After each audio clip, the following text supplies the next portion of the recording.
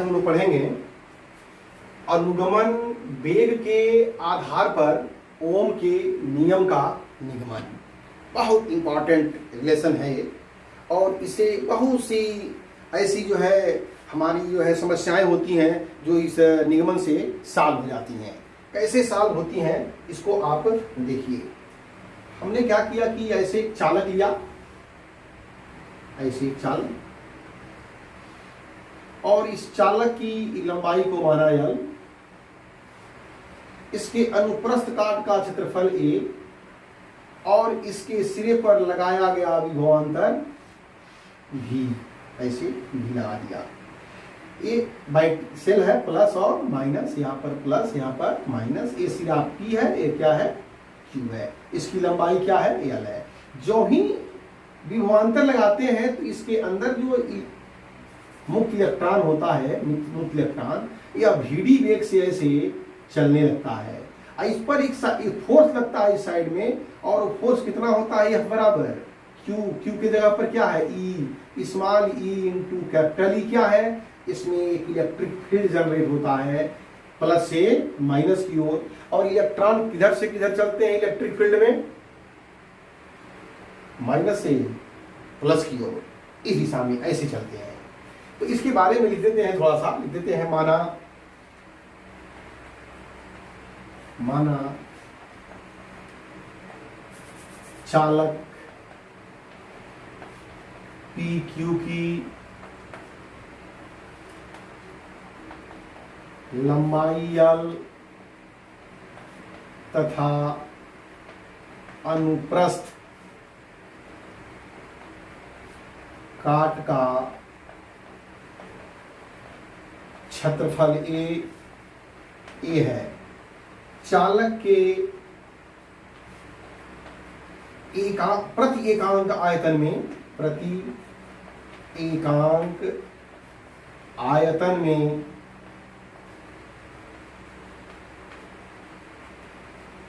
मुक्त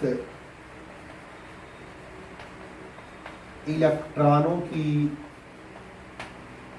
संख्या small n है। चालक के अंदर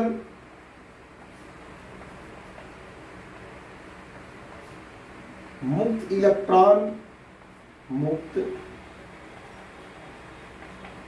इलेक्ट्रॉनों का अनुगमन वेग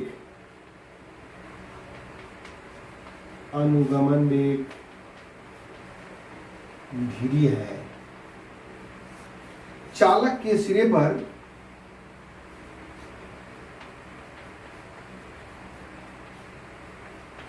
v विभवांतर, नोट कर लीजिए,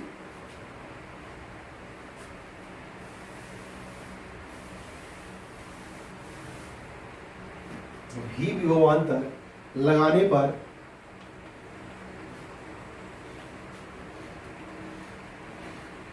चालक के अंदर वैद्युत क्षेत्र,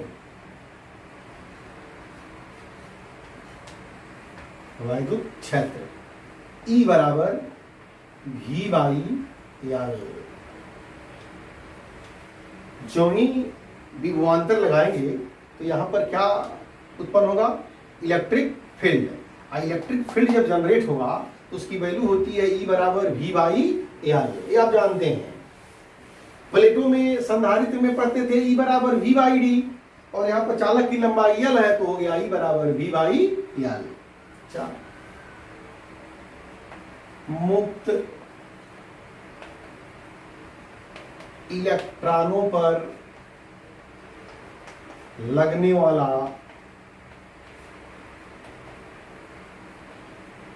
वैद्युत बल F बराबर small e into capital E। याद करिए, वैद्युत क्षेत्र की तीव्रता E बराबर बताया गया है आपको F बटे Q के जगह पर यहाँ क्या है, एक मुक्त इलेक्ट्रॉन है E, तो एक मुक्त इलेक्ट्रॉन पर लगने वाला बल होगा F बराबर E इंटू E।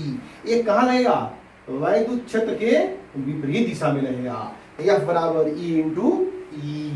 इतना जो है फोर्स इस पर लगेगा, किस पर, एक इलेक्ट्रॉन पर।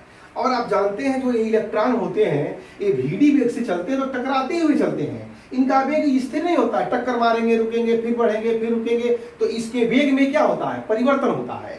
और जब वेग में परिवर्तन होता है तो क्या उत्पन्न होता है, त्वरण। और जब त्वरण की बात आती है तो हमें सबसे पहले याद आती है न्यूटन की, और न्यूटन का सेकंड लॉ क्या कहता है, F = ma। तो इस मुक्त इलेक्ट्रॉन में कितना त्वरण जनरेट होगा उसको निकालते हैं। मुक्त इलेक्ट्रॉनों में उत्पन्न त्वरण,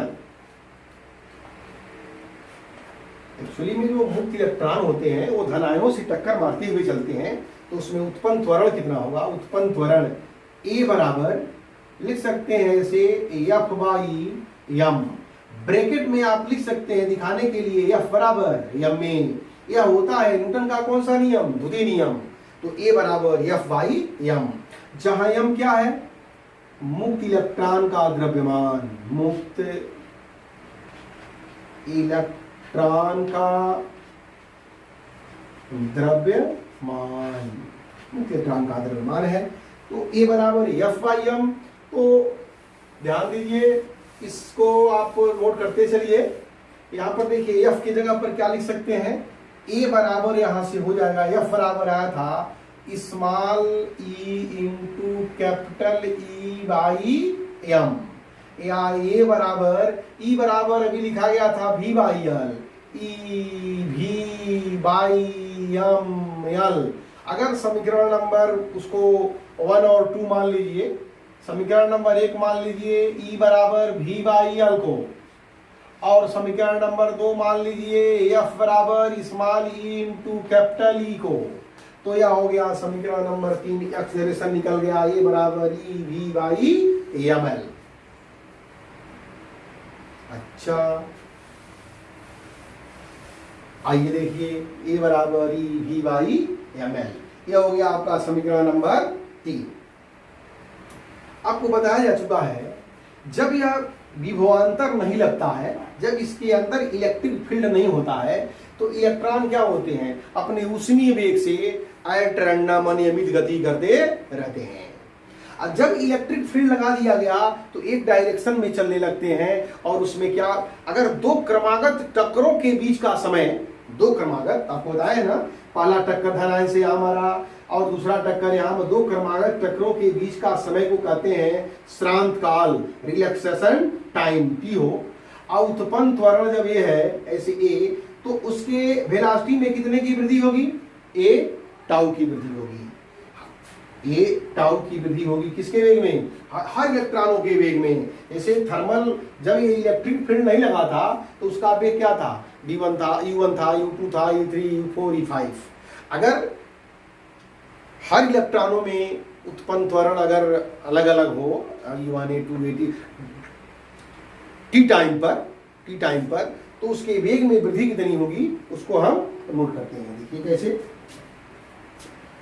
इसको ऐसे रहने दीजिए। देखिए आगे, चालक में उपस्थित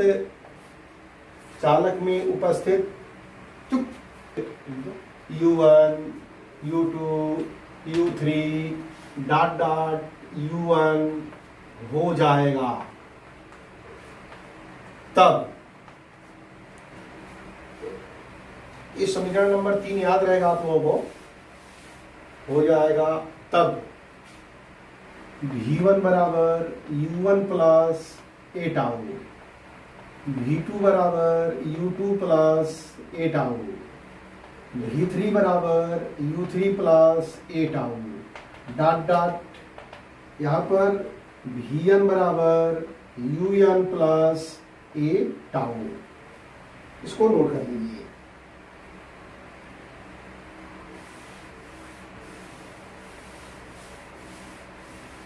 इसको आप नोट कर लीजिए।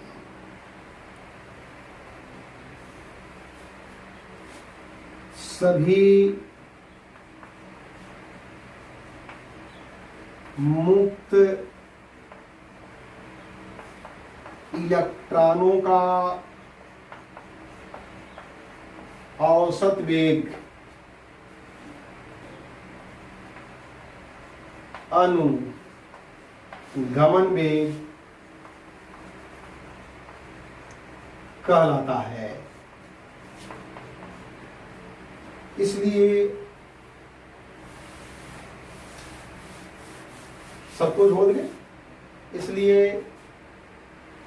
VD बराबर औसत निकालना हमें, तो लिख सकते हैं ऐसे V1 plus V2 plus V3 plus dot dot Vn अपान N। ए V1 बराबर क्या आया था, U1 plus A tau, U2 plus A tau dot dot by N। इसको दो पार्ट में तोड़ दे रहे हैं ऐसे। देखिए कैसे लिख रहे हैं, यहाँ पर ऐसे लिखा जा सकता है, सब में ऐसे लिख सकते हैं इसको U1 plus U2 plus U3 plus UN by N plus A tau plus A tau plus A tau, इसको ए टाउ ही लिख दे रहे हैं, ऐसे हो गया ए टाउ। यह इसका ए VD हो गया, VD इक्वल टू, ये कहलाता है मुक्त इलेक्ट्रॉनों का औसत ऊष्मीय वेग। और औसत ऊष्मीय वेग कितना होता है, 0 होता है। इसको चाहे तो आप ऐसे लिख सकते हैं और आगे बढ़ा लें, इसको ऐसे लिख सकते हैं ए टाउ प्लस ए टाउ प्लस ए टाउ कितनी बार, N बार और बाई N। तो इसकी वैल्यू 0 होती है। तो यहां से देखिए अनुगमन वेग आ गया VD बराबर 0 प्लस ए टाउ, या VD बराबर ए टाउ। टाउ ये क्या है, श्रांति काल। समीकरण नंबर 3 में देखिए आप लोगों को बताया गया है ए बराबर बताया गया था F बाई M, और F के जगह पर क्या था, small e into capital E by M, और E के जगह पर क्या लिखा गया था, V बाई L। ए बराबर EV बाई L यहां लिख दे रहे हैं। देखिए क्या हो गया ये, इसको आप, तो यहां से हो जाएगा अनुगमन वेग VD बराबर ए के जगह पर E capital V by ML into tau. यह अनुगमन वेग और वैद्युत विभवांतर में संबंध है, ये भी पूछता है कभी कभी। यह अनुगमन वेग VD तथा वैद्युत विभवांतर कैपिटल V में संबंध है, संबंध है, इसको नोट कर लीजिए। अब आगे बढ़ते हैं हम। आपको एक रिलेशन बताया गया है, लास्ट टाइम बताया गया होगा, अनुगमन वेग और धारा में संबंध। लिख सकते हैं ऐसे, वी नो दैट, हम जानते हैं कि I बराबर N E A V D। तो ये बताइए यहां से VD बराबर क्या हो जाएगा, I upon N E A। इस VD के जगह पर लिख सकते हैं I upon N E A। वह समीकरण नंबर 3 था, तो इसको समीकरण नंबर 4 कर दीजिए और इसको समीकरण नंबर 5 कर दीजिए। समीकरण 4 और 5 से, समीकरण 4 व 5 से जब VD के जगह पर लिखेंगे I upon N E A, और इधर है E capital V by M L into tau. हाँ, I by N E A बराबर E V by M L into tau. या इसको ऐसे भी लिख सकते हैं हम, ये I को हम नीचे कर दे रहे हैं, ML को ऊपर ले आ रहे हैं, तो यह हो जाएगा M L अपान, अब देखिए N और E मिलकर के E स्क्वायर A, और ये आ गया tau, is equal to V by I।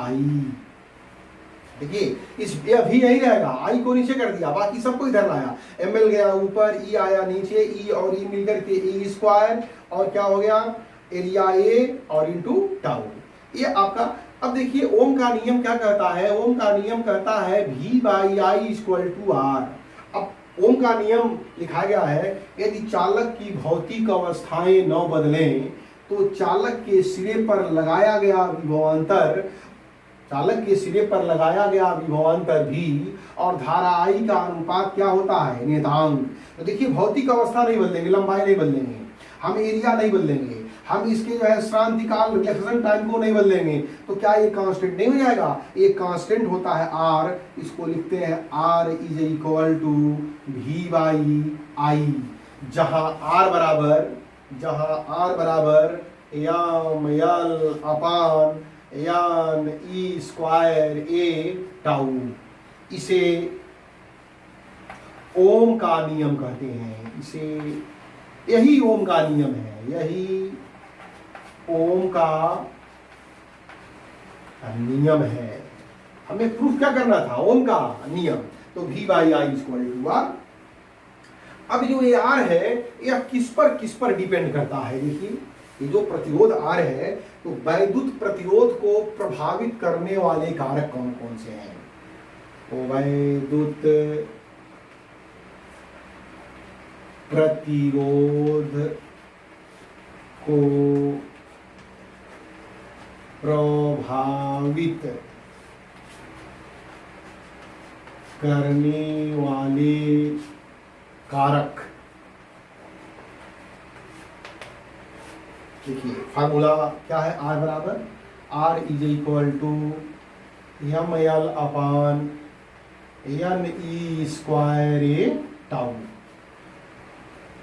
Number 1 लिख सकते हैं R is proportional to L, चालक का प्रतिरोध चालक की लंबाई के अनुक्रमानुपाती होता है, चालक का वैद्युत प्रतिरोध चालक की लंबाई के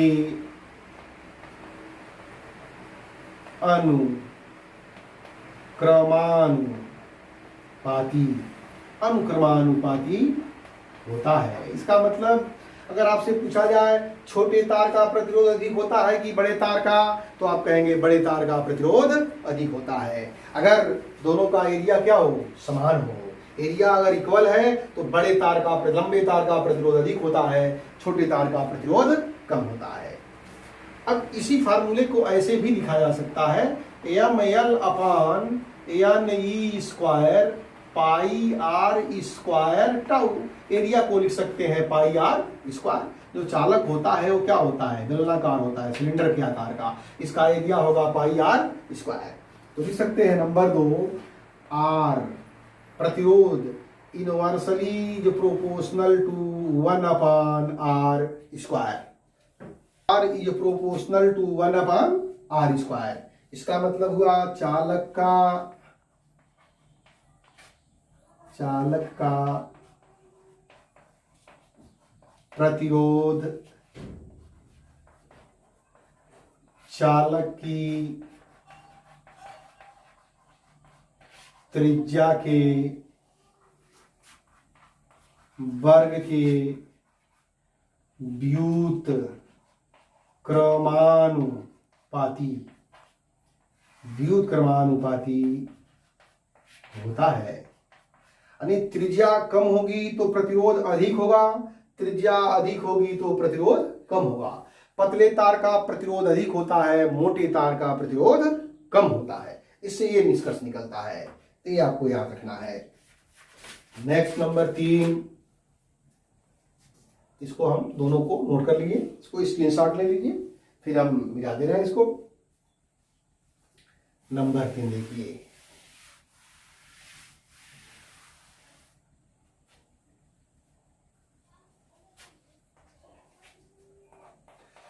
अलग अलग अलग अलग तार में मुक्त इलेक्ट्रॉनों की संख्या क्या होती है, अलग अलग होती है। तो लिख सकते हैं चालक का प्रतिरोध मुक्त इलेक्ट्रॉनों की संख्या के व्युत क्रमानुपाती होता है, अर्थात R is proportional to 1/n। सबसे अधिक मुक्त इलेक्ट्रॉनों की संख्या किस में होती है, सिल्वर में होती है। तो जितना ही ये अधिक होगा प्रतिरोध उतना ही कम होगा, और हम चाहते ही हैं कि प्रतिरोध कम हो, कम से कम प्रतिरोध का वायर बने, इसलिए कि उसमें धारा के मार्ग में रुकावट नहीं आएगी। नंबर 4 तो बहुत ही इंपॉर्टेंट है। चालक का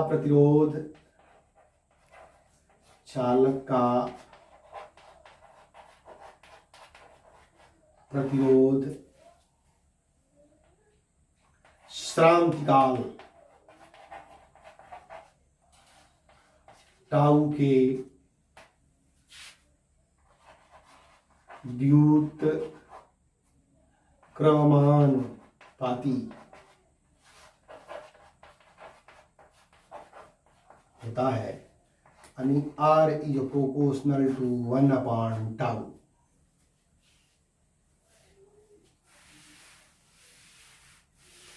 अब क्या ध्यान दीजिए, इसको आगे बढ़ा रहे हैं। अब R is proportional to 1/tau, परंतु टाउ बराबर λ/VRMS। ये लैम्ब्डा क्या है, मीन फ्री पाथ, माध्य मुक्त पथ, यह वर्ग माध्य मूल वेग, मुक्त इलेक्ट्रॉनों का वर्ग माध्य मूल वेग। और यहां से देखिए VRMS inversely pro √T, VRMS परम ताप के वर्गमूल के अनुक्रमानुपाती होता है। टेम्परेचर बढ़ेगा तो VRMS बढ़ेगा, VRMS बढ़ेगा तो ये क्या होगा, घटेगा, और जब ये घटेगा तो प्रतिरोध बढ़ेगा। सकते हैं ताप के बढ़ाने पर प्रतिरोध बढ़ता है, ताप के बढ़ाने पर ये घटेगा।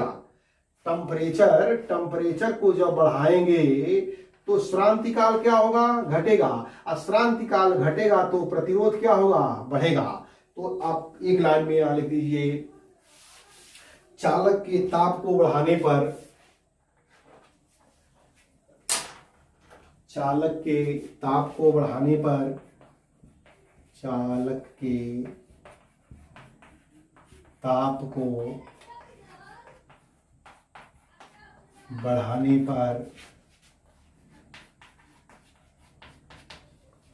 चालक का वैद्युत प्रतिरोध, चालक का वैद्युत प्रतिरोध बढ़ जाता है। इसको बहुत इंपॉर्टेंट चीज है, इसको आप याद रखेंगे। ये किस पर, कोई किस किन बातों पर डिपेंड करता है। हमने प्रतिरोध का मात्रक भी बताया है, लेकिन बीमी सूत्र नहीं बताया है। लिखते रहे यहां पर R का वीमीय सूत्र, वीमीय सूत्र R बराबर होता है V/I, और V बराबर होता है, याद करिए, W/Q इंटू I। लिख सकते हैं V बराबर W/Q, और Q बराबर होता है IT, Q बराबर ITI। तो वर्क है, W कार्य है, कार्य का बीमा L² T पर -2, और नीचे I और I² धारा की बीमा A, तो A², T समय है तो समय की बीमा T। तो प्रतिरोध की बीमा हो गई L², T ऊपर जाएगा T पर -3, A पर -2। ऐसे बीमा निकालते हैं, रट नहीं सकते हैं, इसलिए याद रखिए इसको, बीमा कैसे निकाली जाती है, फार्मूला सब याद रखें, कोई दिक्कत नहीं होगी। शेष हम लोग मिलते हैं अगले वीडियो में।